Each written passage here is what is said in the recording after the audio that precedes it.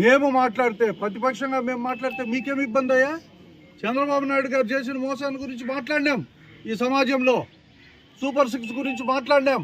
ఆయన ఇవ్వలేదు కాబట్టి మాట్లాడినాం. ఆయన ఇచ్చింటే మేము ఎందుకు మాట్లాడతాం? ఆయన పొగిడిందు, ఆయన ఇవ్వలేదు కాబట్టి మాట్లాడితే మీకంత ఆక్రోషము, భయము, బాధ.